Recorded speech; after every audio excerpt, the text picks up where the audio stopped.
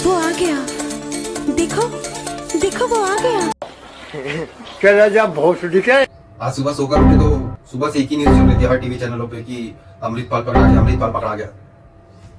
हम सोचे कि बहुत बड़ा आदमी होगा या बहुत बड़ा गैंगस्टर होगा जो ऐसे बहुत बड़ा कोई कृत्य किया होगा जो उसके पीछे इतनी मीडिया का हो गल्लो चल रहा है, एकदम हुजूम चल रहा है।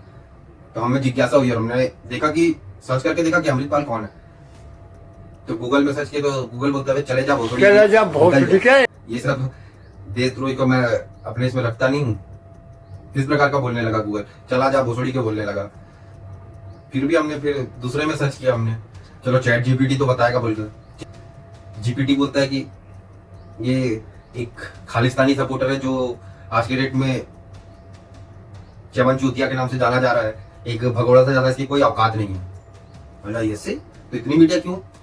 तो फिर बड़ा चूतिया है और उससे ज्यादा कुछ नहीं बोलते।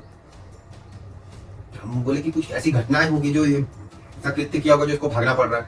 पता चला कि पंजाब में ये अलगाववादी के साथ खालिस्तानी की मांग करते हुए तो हुजूम चलाया करता था, जो इसके एकदम हुजूम चलवा दे। इसके इतने सपोर्टर थे। इस प्रकार का इसका ये था कि इसका दोस्त अरेस्ट हुआ तो थाने का घेराव करके पुलिस को चमकाने लगा और वहां से अपने दोस्त को छुड़ा कर लेके चले गए समर्थक को। तो इसको लगा कि अपन तो यहाँ का भगवान है, अपन जो चाहेगा वही होगा। लेकिन पंजाब पुलिस देखते तक देखती है, फिर उसके बाद कार्रवाई करती है इसके ऊपर देश विरोधी गतिविधियों के तहत। तो ये भगोड़ा इधर उधर भागता फिर रहा है, अपने सपोर्टर को पीछे छोड़कर खुद ही भाग गया।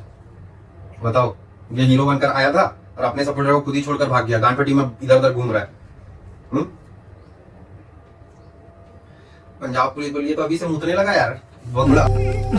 लो ये तो मुतने लगा साला। हम तो सोचे थे कि बहुत बड़ा कोई गुंडा होगा, लेकिन ये तो अभी से इसकी माँ चुद गई है, अभी से पेंट में मुतने लगा ये तो।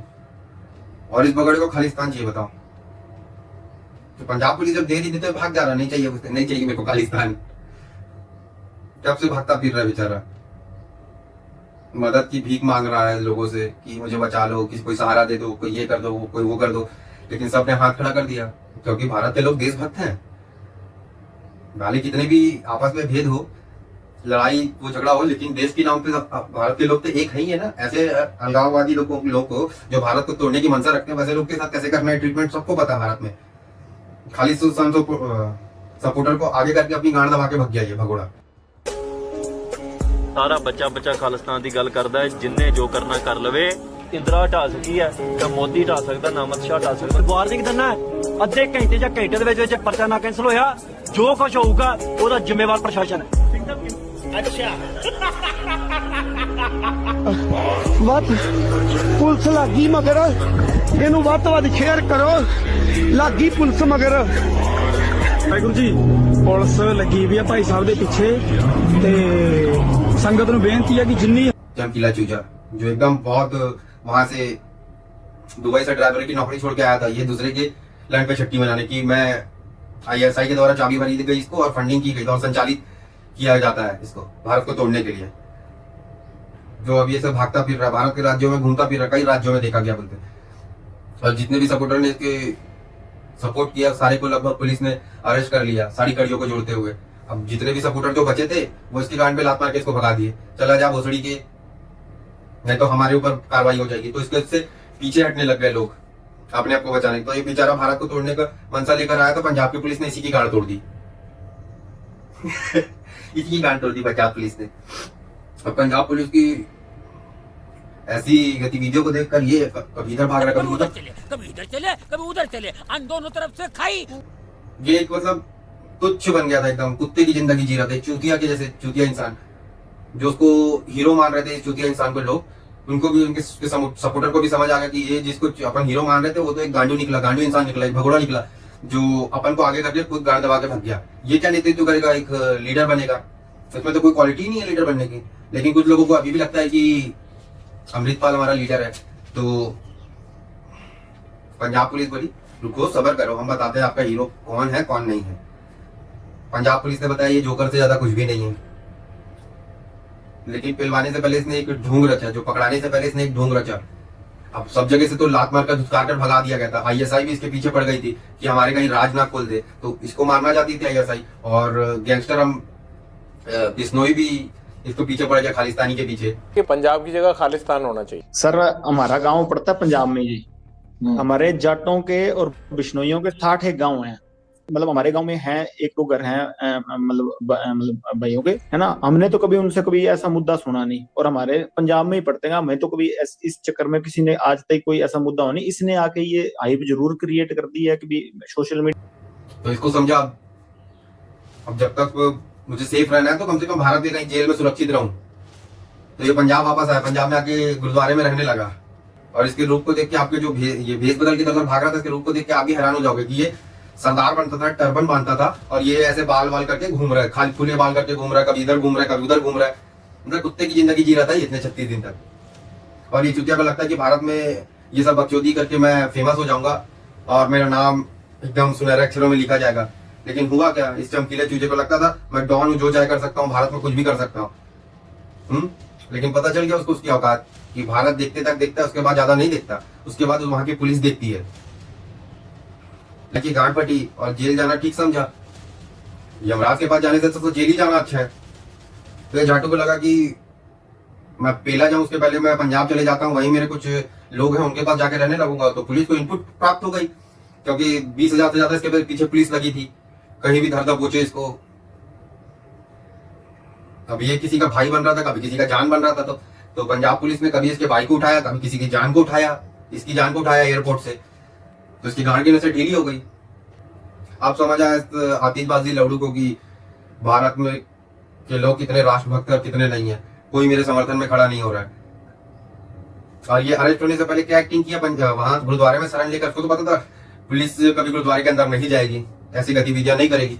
तो ये वहां जाके भाषण वासन देने लग गया कि अपने को निर्दोष बताकर मुझे जबरदस्ती का मेरे ऊपर ऐसे कार्य किए जा रहे हैं जिससे मुझे फंसाया जाए, इस प्रकार का बात करने लगा।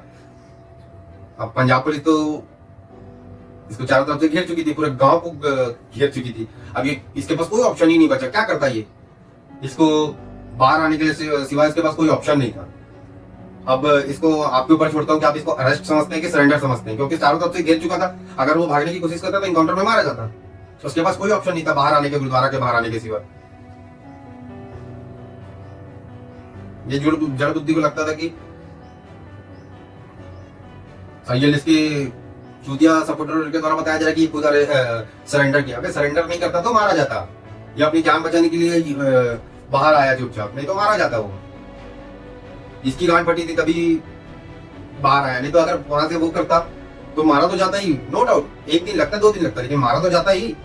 पुलिस कितना वेट करती, उसके पास कितना असला बारूद रहता, लेकिन मारा तो जाता ही, डन था। लेकिन उसको लगा कि नहीं, ये गतिविधि करूंगा तो मैं तो मारा ही जाऊंगा, उससे कम से कम समर्पण कर देता हूं तो बच जाऊंगा कम से कम। और ऐसे लोग को तो आप लोग हीरो मान लेते हो, ऐसे हगरे गांड के लोग को, जो खुद की गांड से पापड़ नहीं तोड़ सक रहे, दूसरे की गांड से नलियन तोड़वाने की बात कर रहे हैं। इनको खालिस्तान होना, और इसको संत भी बनना बोलते, संत का एक्टिंग करता है बोलते। और वहां नशे की छुड़ाने का मुहिम चला रहा था बोलते पंजाब में। और ये खालिस्तान का जो नशा उनके दिमाग में डाल रहा था,